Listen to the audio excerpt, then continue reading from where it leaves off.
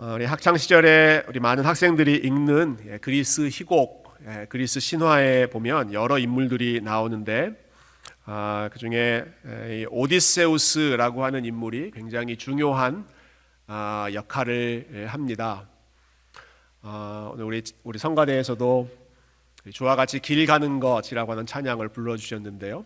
우리의 인생을 이 여정, 여행하는 것으로 많이 비유하지 않습니까?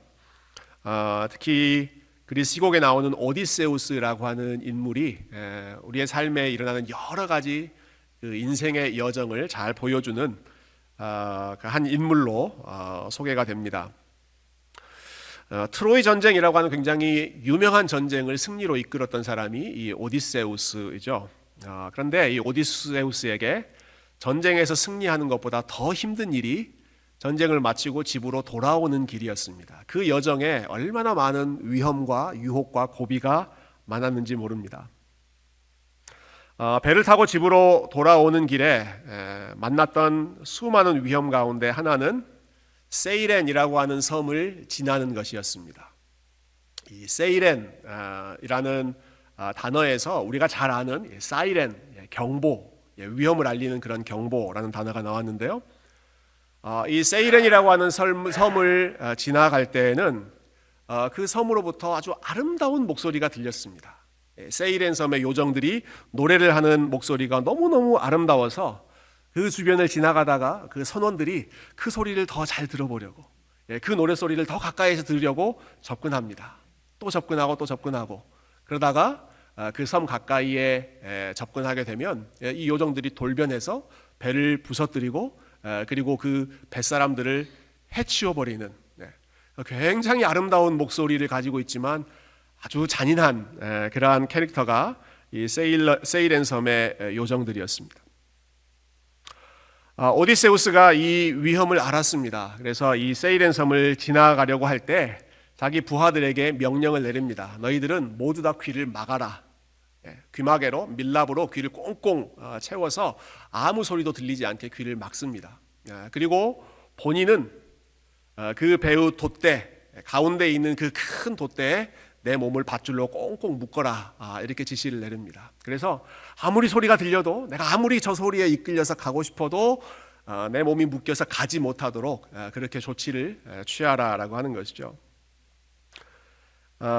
그래서 이렇게 온갖 방법을 다 써서 결국 그 세이렌 섬을 안전하게 지나가는 이야기가 나옵니다. 이 이야기가 강조하는 부분은 그만큼 귀를 통해서 들리는 그 유혹이 컸다라고 하는 부분이었습니다. 이 오디세우스라고 하는 사람 아주 용맹스러운 장군인데 수많은 적들과 싸워서도 담대하게 이겼던 아주 용감한 장군인데, 그러나 그 전쟁에서 싸워서 이기는 것보다 자신의 귀를 다스리고 유혹에 넘어가지 않도록 자기를 지키는 것이 몇 배 더 어려웠다. 그 사실을 이러한 에피소드를 통해서 전달하고 있는 것이죠. 여러분, 오늘 말씀해 보시면 저희가 지난주에 이어서 또 한 번 듣는 것이 얼마나 중요한지 한 번 더 강조하고 있습니다. 우리가 지난주에 살펴봤던 본문에서는 여호와의 종이 부르는 노래를 저희가 함께 묵상했습니다. 종이 하나님 앞에 감사하면서 부르는 노래 중에 하나님께서 나의 귀를 열어주셨습니다 하는 것이 가장 먼저 했던 감사의 제목이었죠. 오늘 본문에서는 말하는 사람이 여호와의 종에서 하나님, 여호와로 다시 바뀝니다. 그리고 하나님께서 오늘 본문에 보시면 여러 차례 이스라엘 백성들을 향해서 Listen to me, 내게 귀를 기울여라, 내게 귀를 기울여라 라는 말씀을 하십니다. 1절을 보십시오. 처음 시작하는 구절이 이렇게 되어 있습니다. 의를 따르며 여호와를 찾아 구하는 너희는 내게 들을지어다, 내게 들어라 라는 말씀이죠. 또 4절은 이렇습니다. 내 백성이여 내게 주의하라, 내 나라여 내게 귀를 기울이라. 또 한 번 귀를 기울이라고 하죠. 그리고 7절 말씀, 7절은 우리 같이 한번 읽어보도록 하겠습니다. 시작. 의를 아는 자들아, 마음에 내 율법이 있는 백성들아, 너희는 내게 듣고 그들의 비방을 두려워하지 말라. 그들의 비방에 놀라지 말라. 아멘. 세 번에 걸쳐서 1절, 4절, 7절 세 번에 걸쳐서 하나님께서 계속해서 이스라엘 백성들에게 내게 귀를 기울여라. 나의 말을 들어라 라고 하십니다. 다른 말을 듣지 말고 나의 말을 들어라. 왜 이렇게 하나님께서 자기의 목소리를 들으라는 사실을 이렇게 강조하시는가?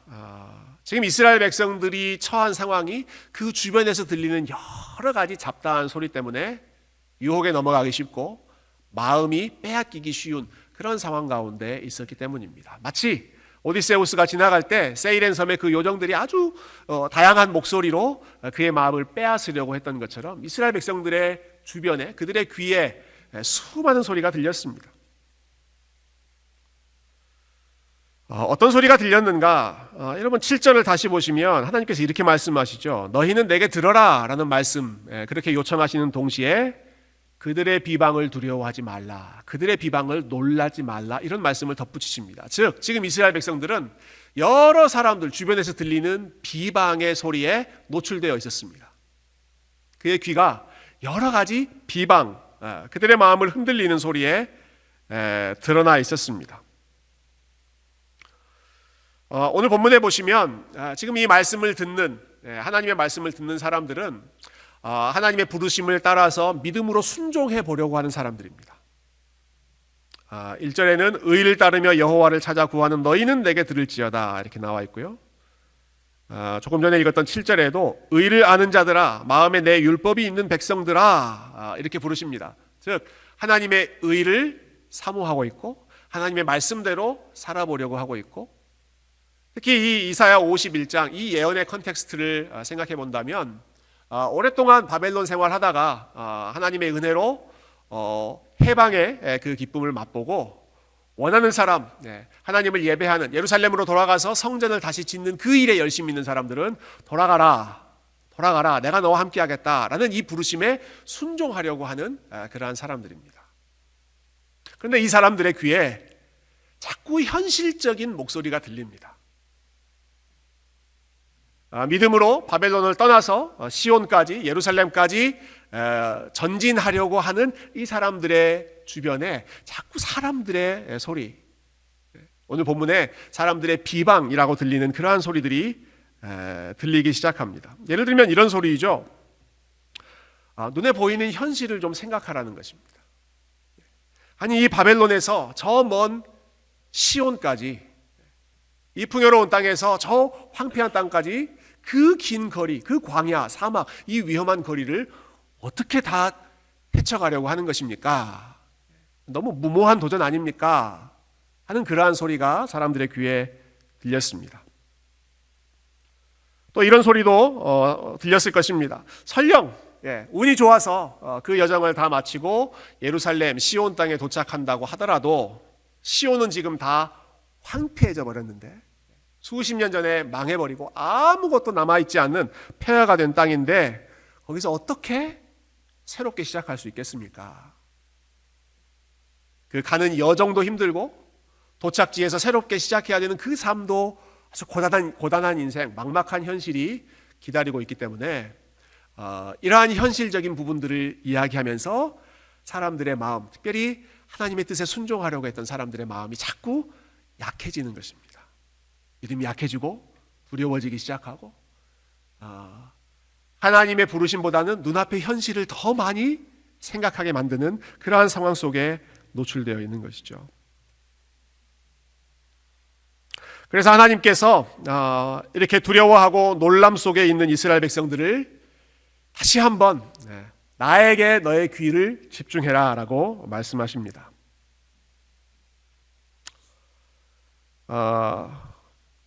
우리 설교 서두에 제가 언급했던 오디세우스라고 하는 사람처럼 주변에 들리는 그 소리에는 귀를 막아버리고, 귀마개를 하고 단단히 귀를 막아버리고, 아니면 그것도 안 되면 너희의 몸을 완전히 한 곳에 묶어버리고 하나님의 약속, 하나님의 말씀이라고 하는 기둥에 너희들의 몸을 단단히 묶어서 주변에서 들리는 그 비방 소리와 세상의 소리에 흔들리지 않도록, 그쪽으로 들어가지 않도록 너희들의 마음과 너희들의 몸을 단단히 지켜라. 그러면서 하나님께서 들려주시는 말씀은 너희는 이것을 기억해라 라는 것이었습니다. 이스라엘 백성들이 정말로 귀를 기울여야 할 일, 정말로 그들의 마음과 생각을 고정해야 될 사실이 무엇인가? 2절과 3절이 오늘 본문의 가장 중요한 말씀인데요. 이 사실에 귀를 기울이라고 하나님께서 초청하시죠. 우리 2절과 3절을 한 번 더 같이 읽어보도록 하겠습니다. 2절과 3절 시작. 너희의 조상 아브라함과 너희를 낳은 사라를 생각하여 보라. 아브라함이 혼자 있을 때 내가 그를 부르고 그에게 복을 주어 창성하게 하였느니라. 나 여호와가 시온의 모든 황폐한 곳들을 위로하여 그 사막을 에덴 같게 그 광야를 여호와의 동산 같게 하였나니 그 가운데에 기뻐함과 즐거움과 감사함과 창화하는 소리가 있으리라. 아멘. 네, 한마디로 요약하면 너희는 아브라함을 기억해라 라는 것이었습니다. 너희의 믿음의 조상 아브라함을 기억해라. 너희보다 수백 년 아주 긴 시간 전에 이 바벨론 땅 갈대아 우르를 떠나서 나와 함께 믿음의 여정을 걸어갔던 너희의 조상 아브라함을 기억해라.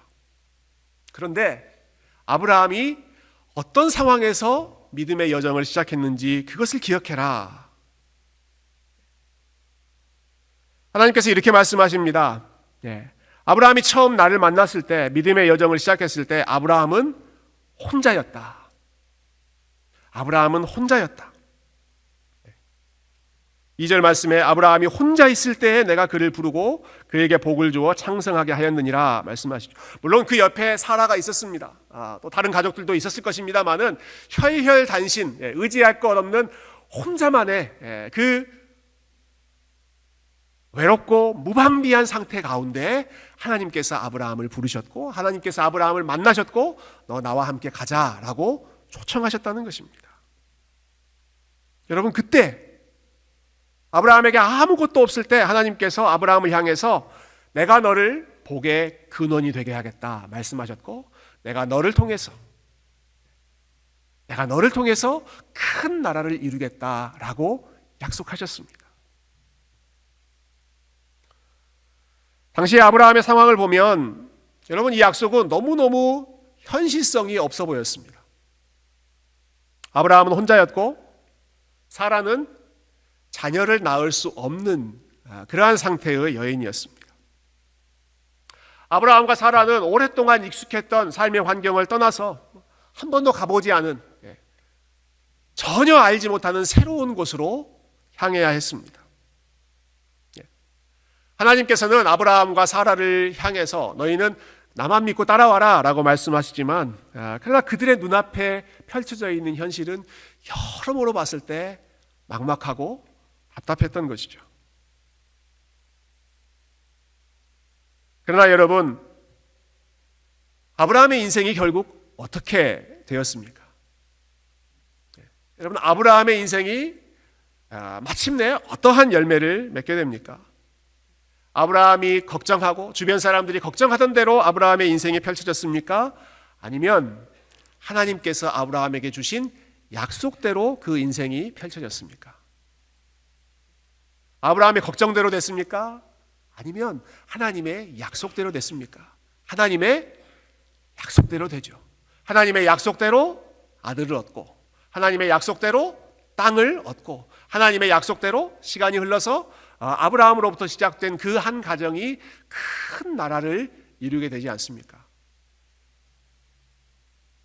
그것을 기억하라는 것입니다. 이스라엘 백성들에게 지금 아브라함이 처음 믿음의 길을 떠났던 것처럼 역시 여러모로 봤을 때 막막한 현실을 헤쳐가야 하는 그 이스라엘 백성들에게 풍요로운 바벨론을 떠나야 되고 험난한 광야를 거쳐야 되고 그리고 도착한 곳 시온의 황폐한 땅에서 새롭게 시작해야 되는 그 이스라엘 백성들을 향해서 너희의 조상 아브라함이 그 작은 삶에서 어떻게 큰 나라가 되었는지를 기억해라. 내가 그와 함께 했고 내가 그에게 약속을 주었고 내가 그 약속을 이루었던 것을 기억해라.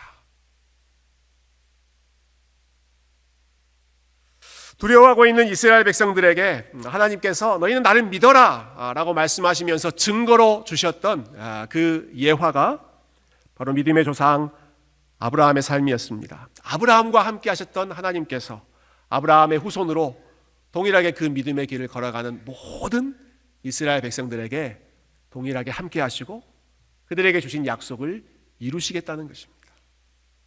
내가 기필코 이루겠다. 내가 기필코 너희와 함께 하겠다. 기필코 너희의 이 여정이 허무하게 끝나지 않게 하겠다. 그 약속의 말씀을 3절에서는 하나님이 이렇게 표현하시죠. 내가 시온의 모든 황폐한 곳들을 위로하여, 지금 시온이 황폐해져 있다라고 하는 것을 전제하고 있습니다. 시온의 황폐한 곳들을 위로하고 그 사막을 에덴 같게 그 광야를 여호와의 동산 같게 하였나니, 그렇게 하시겠다는 거죠. 사막과 광야와 같은 삶을, 황폐해진 시온을 마치 에덴 동산처럼, 여호와의 동산처럼 그렇게 아름다운 곳으로 바꾸시겠다는 것입니다. 근데 한 가지 흥미로운 점은 여기 사용된 동사의 시제인데요, 하나님께서 내가 그렇게 하겠다라고 말씀하시지 않으시고 그 광야를 여호와의 동산 같게 하였다라고 하십니다. 내가 그렇게 이미 하였다. 사실 시간적으로 보면 이미 앞으로 이루어져야 할 현실임에도 불구하고 하나님께서는 마치 다 이루어진 것처럼 말씀하십니다. 여러 주석을 참고해 보니까 요런 시제를 영어로 prophetic perfect 이렇게 부르더라고요. 예언적 완료. 예언적 완료.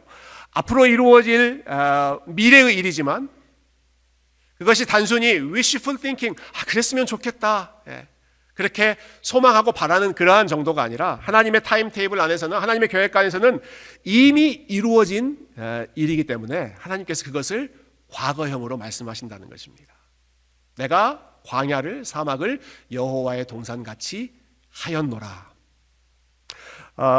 이러한 표현이 나오는 또 한 가지 경우가 있죠. 로마서 8장에 보면 저와 여러분, 하나님의 백성들, 성도들의 구원을, 그 구원의 서정, 구원의 여정을 말씀하실 때 하나님께서 이렇게 선포하십니다. 하나님께서 미리 정하신 자를 부르셨고, 하나님께서 부르신 자들을 의롭게 하셨고, 그리고 하나님께서 의롭게 하신 자들을 영화롭게 하셨느니라 라고 말씀하십니다. 영화롭게 하셨느니라. 이것도 앞으로 영광스럽게 할 것이다 라고 하는 것이 아니라, 하나님이 정하신 사람들은 하나님이 반드시 부르실 것이고, 하나님이 부르신 사람들은 반드시 의롭게 하실 것이고, 그렇게 의롭게 하신 사람들은 반드시 하나님께서 마지막에 영화로운 그 순간까지 완성하실 것이기 때문에 이 모든 시제를 다 과거형으로 쓰시는 것입니다. 내가 이미 그렇게 하였다. 내가 너희를 불렀고, 내가 너희를 의롭게 하였고, 내가 너희를 이미 영화롭게 하였느니라. 내가 광야를, 내가 사막을, 시온의 모든 황폐한 땅을 에덴 동산처럼 여호와의 동산 같게 하였느니라. 우리 하나님의 약속이, 그리고 이 약속하신 하나님의 의지와 하나님의 자신감이 얼마나 분명한지를 보여주는 증거이죠. 여러분, 하나님께서 약속하신 일은 하나님께서 반드시 이루어내시는 줄로 믿습니다. 여러분, 하나님께서 아브라함에게 내가 너의 삶을 복주겠다, 한 가정, 작은 가정으로 시작된 이 패밀리를 내가 큰 나라로 만들겠다, 내가 너를 복의 근원으로 사용하겠다 약속하셨고, 그 약속을 이루셨습니다. 이스라엘 백성들이 지금 황폐해져 있는 시온 땅으로 가면서 한편으로는 현실 때문에 무거운 마음이 들었지만, 그들에게 하나님께서 주시는 약속은 내가 이미 그 시온을, 그 황폐해진 땅을, 너희가 걸어가야 하는 사막과 광야를 이미 여호와의 동산으로 만들었느니라. 너희는 나만 믿고 따라오면 된다. 여러분, 아브라함의 하나님이 저와 여러분의 하나님이고, 그리고 이스라엘 백성들을 부르셨던 그 하나님께서 저와 여러분을 부르시고 우리의 믿음의 여정 가운데 약속으로 이끌어 주시는 하나님인 줄로 믿습니다. 하나님께서 우리에게 주시는 약속, 내가 너희와 함께 하겠다, 내가 너를 통해 일하겠다, 내가 너희를 복의 근원으로 삼겠다, 너희들의 광야와 너희들의 사막과 같은 삶을 여호와의 동산같이 하겠다라고 하는 이 약속의 말씀이 저와 여러분의 삶에 풍성하게 이루어지기를 주님의 이름으로 축원드립니다. 우리 한 가지만 더 생각해보고 말씀을 정리할 텐데요. 그렇다면 하나님께서 광야를 에덴 동산 같이 바꾸시겠다고 하셨다면 에덴 동산 같아진다라고 하는 이 말씀이 구체적으로 무엇을 의미하는가 잠깐 생각해 봤으면 좋겠습니다. 광야가 에덴 동산 같아질 것이다. 에덴 동산 여러분 어떻게 된다는 말씀일까요? 여러분 에덴 동산은 어떤 곳입니까? 여러분 에덴 동산을 생각하실 때 여러분의 머릿속에 여러분 눈앞에 어떤 그림이 펼쳐지십니까? 우리의 삶이 너무나 참 고달프고 또 우리의 삶에 부족한 것이 참 많고 그러다 보니까 우리 에덴 동산을 생각하면 모든 것이 풍요롭고 모든 것이 다 채워지고 내가 원하는 모든 것들을 다 마음껏 소유할 수 있는 그러한 아주 풍요롭고 넉넉한 지상의 낙원으로 생각하는 그런 경향이 많이 있는 것 같습니다. 얼마 전에 저희 집에서 아이들하고 이런저런 이야기를 하다가 자동차 이야기가 갑자기 나왔습니다. 그러다가 각자 자기가 운전하고 싶은 차, 나중에 운전하고 싶은 차가 뭔지 대화를 주고받았는데 뭐 나는 이런 차를 타고 싶다, 나는 저런 차를 타고 싶다 그런 얘기를 했어요. 저희 집 막내가 얘가 스케일이 남다르구나라는 사실을 제가 알게 됐습니다. 너는 뭐 타고 싶니? 그랬더니 나는 람보르기니를 타고 싶습니다. 여러분 람보르기니 아세요? 람보르기니? 제가 설교 준비하면서 좀 설치를 해봤는데요. 제일 저렴한 가격이 50만 불 정도 하더라고요. 람보르기니. 어디서 들었는지 모르겠어요. 친구들하고 얘기하면서 들었는지 아니면 뭐 유튜브 이런 데서 람보르기니가 비싼 차다 하는 것을 알았는지 자기가 람보르기니를 타고 다니겠다는 거예요. 제가 속으로 그랬습니다. 내 믿음대로 될지어다. 여러분 저도 한번 람보르기니 근처 한번 가봐야 되지 않겠습니까? 아들 덕분에 얘가 좀 빨리 커야 될 텐데 돈도 좀 잘 벌어야 될 텐데 그래 네가 내 노후를 책임져라. 좀 그런 마음이 들더라고요. 여러분 그런 슈퍼카, 뭐 람보르기니든지 아니면 뭐 부가티든지 뭐 다른 뭐 슈퍼카 이러한 차들을 마음껏 운전할 수 있고 명품을 마음껏 사고 누릴 수 있고 부족한 것 하나도 없이 다 채워져 있는 그러한 풍요롭군 그러한 넉넉한 삶이 하나님이 말씀하신 에덴 동산의 삶일까요? 여러분 성경에서 말하는 에덴 동산의 삶은 단순히 풍요로운 환경을 말하는 것이 아닙니다. 여러분 여호와의 동산의 핵심은 부유하고 안락한 환경이 아니라 동산의 주인이신 여호와 하나님과 친밀하게 거하는 것입니다. 에덴 동산을 누리겠다. 여러분 아담이 어떤 삶을 누렸는가? 에덴 동산에서 그 동산을 거니시는 하나님과 늘 같이 가까이에서 걸었습니다. 그 동산에서 아담의 이름을 부르시는 그 하나님의 음성이 들릴 때마다 예 하나님 반갑습니다 하고 달려나가는 인생이 에덴 동산의 삶이었습니다. 그 동산의 주인이 자기가 아니라 하나님이시다라고 하는 사실을 기억하면서 하나님을 영화롭게 하고 하나님을 찬양하고 하나님께 감사하면서 사는 삶이 에덴 동산의 삶이었습니다. 외적인 환경의 풍요로움을 생각한다면 여러분 시온이나 예루살렘보다는 바벨론이 훨씬 더 에덴 동산에 가까운 풍요로운 나라였습니다.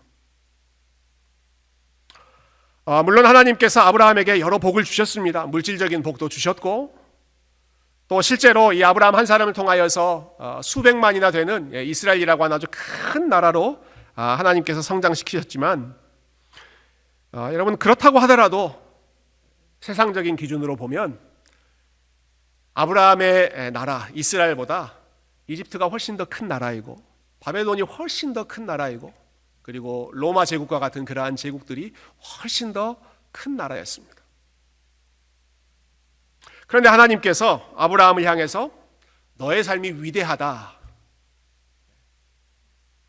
I will make your life a great nation. 내가 너의 삶을 위대한 나라로, 큰 나라로 만들겠다라고 하시는 말씀은 도대체 그러면 어떤 뜻일까요? 그 말씀은 아브라함의 후손들이 이집트나 바벨론이나 로마 제국보다 더 큰 나라를 이룰 것이다 라는 말씀이 아닙니다. 아브라함의 삶이 다른 모든 사람들보다 더 부유하고 더 풍조롭고 더 강력한 삶이 될 것이다 라고 하는 말씀이 아닙니다.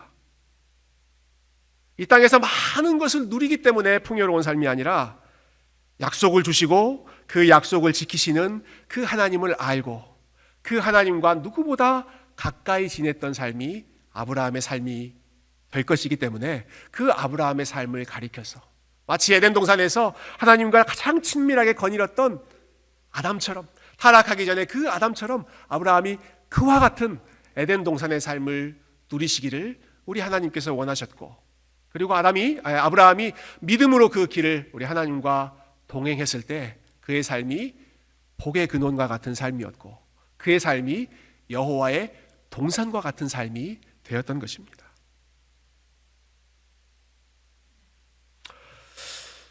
여러분, 아브라함의 인생을 생각해 보면 아브라함의 삶은 하나님께서 약속하셨던 것을 그의 생전에 그의 눈앞에서 풍성하게 모든 열매를 다 보는 그러한 삶이 아니라 약속하신 하나님을 바라보며 걸어가는 삶이었습니다.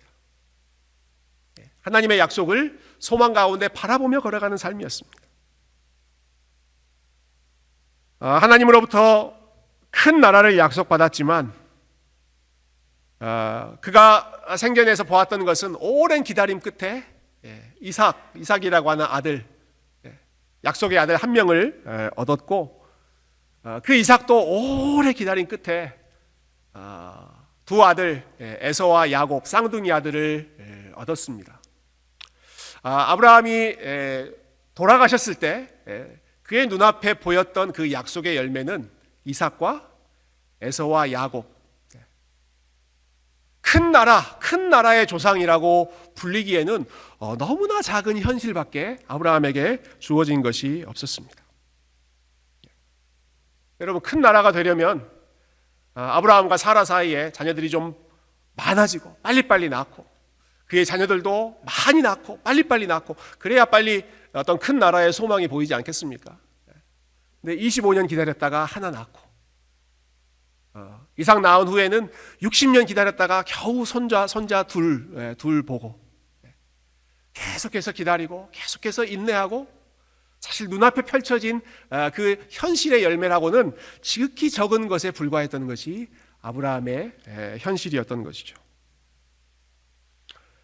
여러분, 그러나 아브라함의 기쁨은 눈앞에 보이는 열매에 있지 않았고, 자신의 삶을 하나님께서 사용하셔서 자신의 삶에 약속하셨고 그 약속을 이루실 것이라고 소망했던 그 하나님의 신실하심에 아브라함의 기쁨이 있었습니다. 아브라함의 기쁨은 눈앞에 이루어진 열매가 아니라 하나님께서 약속하셨고 하나님께서 나를 부르셨으면 반드시 이루신다. 우리 하나님이 신실하신 분이시기 때문에, 우리 하나님이 나를 불러주셨기 때문에, 아무것도 없이 홀로 있을 때 나를 찾아와 주신 그 하나님의 은혜와, 그리고 100세가 되어서 도저히 인간적인 능력으로는 자식을 낳을 수 없는 그러한 상황임에도 불구하고 전능하신 하나님의 창조의 능력으로 새로운 일들을 행하셨던 그 하나님의 지혜와 능력이 우리 하나님께서 말씀하셨으면 반드시 그대로 될 줄로 믿기 때문에 이 땅에 이루어진 일이 아니라, 이 땅에서 본인이 얻었던 그 결과물이 아니라 하나님께서 약속하실 하나님의 나라, 히브리서 11장에서는 아브라함이 믿음의 조상으로서 이 땅에서의 삶이 아니라 하나님이 준비해 놓으신 그 영원한 나라를 바라보며 살았다. 그것이 아브라함의 소망이었다라고 말씀하지 않습니까?